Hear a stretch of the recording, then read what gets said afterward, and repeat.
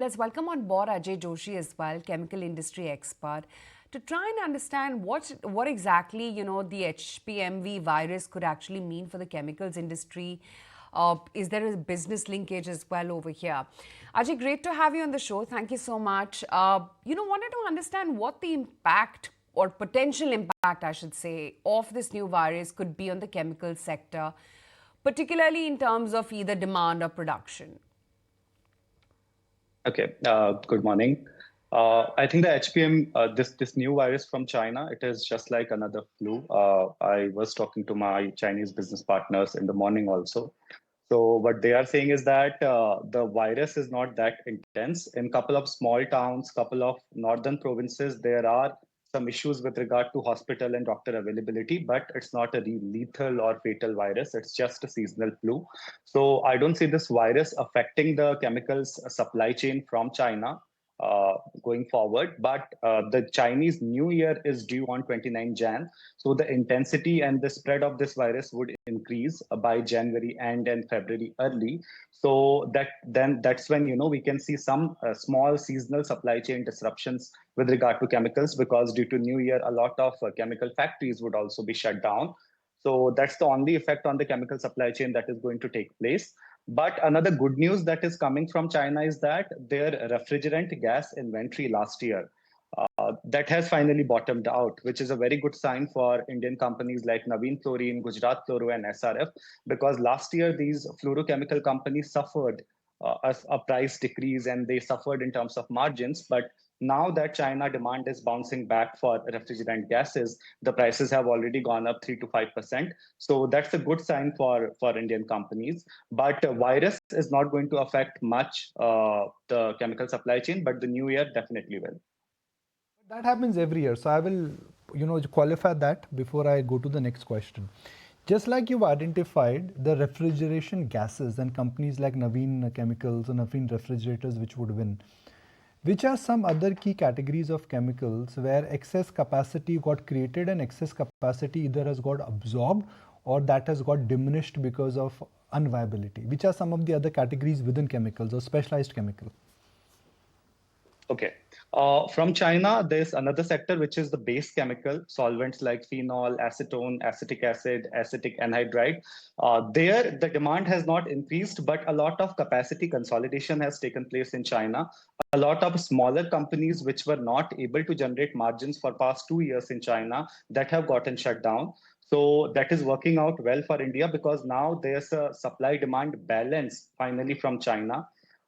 So this is a good sign. So basically, our base chemical players, companies like Deepak Nitrite, Lakshmi Organics, who are big buyers of these chemicals, for them it's a good sign. Apart from that, agrochemical is one such segment where capacities have not yet been absorbed in China. For agrochemicals, we will continue to see excess supplies this year also. Assume that the tariff on Chinese capacity or Chinese exports go up by 20%. What happens to the world? Because some tariff is coming. Now, whether it is 10, 15, 20, 25, 30, 45, that is the only debate. I'm sure Chinese know that tariff is coming. And I'm sure they must have done their homework or they must have done their preparedness already, right? So, assuming that Trump comes in, tariffs come in, what happens to the chemical sector? Who will gain, who will lose, and where does India fit in? See, if tariffs come in, then India is going to be a very good. India is going to have very good trade with the US in segments like oil and gas, segments like battery chemicals, segments like personal care, segments like agrochemical. If the tariffs are to be placed on China, the biggest gainers would be the contract manufacturing companies in India, whether they are in agrochemicals or pharmaceuticals. So companies like SRF, PI, Anupam Rasayan, Aether Industries, they will be very big gainers if Trump puts the tariffs that he has been mentioning during his campaign. Uh, Apart from that, the battery chemical and oil and gas chemical suppliers from India, companies like Aquafarm, which has been acquired by Philips Carbon Black, for them it's going to be a good year, because US is the biggest refiner out there in the world, and this winter season is the peak season in US refinery. So oil and gas chemical supplier, even company like Aarti Industry would be big gainer in getting fresh orders of oil and gas chemicals from the US market. So oil and gas industry, battery chemical industry, and agro and pharma contract manufacturing industry, they will be the biggest gainers from tariff. Ajay, also help us understand how do you see the specialty chemical basket moving up, because as of now the specialty chemicals does account for around 20% of the global chemical industry. But even in the Indian markets, we are in for a double-digit growth. So what are the projections that this vertical is expected to pick up and increase its share in the overall chemical industry?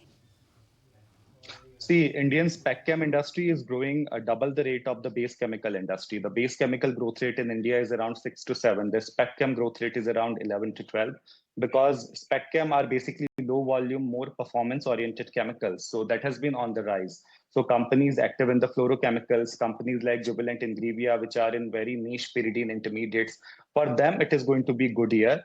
The good thing about spec chem is that India is a net exporter, while for the base chemicals we are a net importer. So spec chem is one segment we already are a net exporter, and we do not have much competition from China and other cheap production countries. Another big trigger for this spec chem segment is that the European capacity, particularly German chemical spec chem capacity, is getting wiped out because of the higher production cost. So a lot of supplies would come to Indian suppliers, which is a good sign.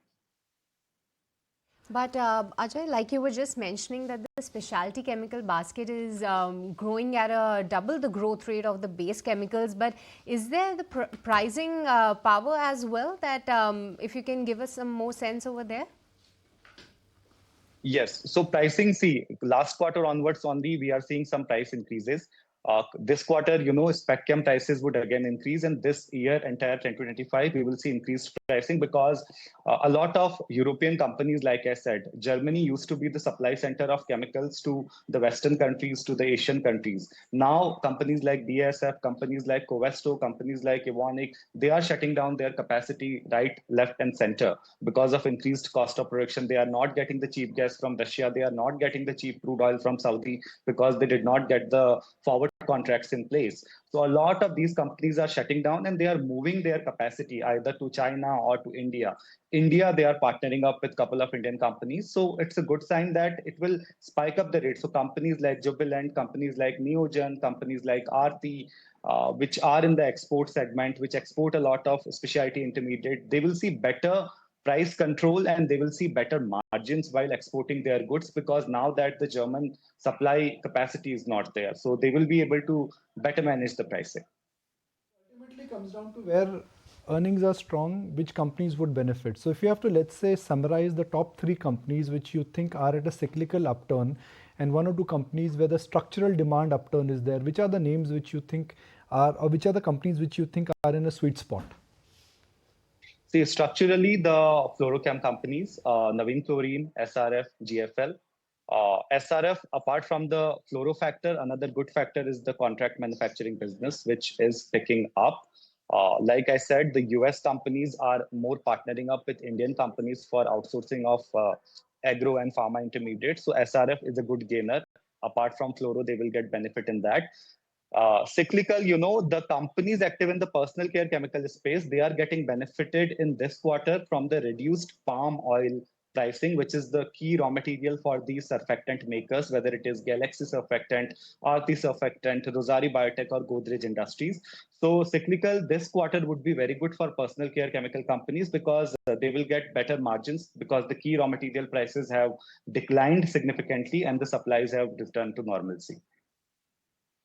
With this, we'll let you go on that, and thank you for taking the time out and speaking with us, and also help us understand what's happening within the chemical basket, as well as which are the key segments that are expected to perform better. Great chatting with you. If you like this video, then like, share and subscribe to ET Now.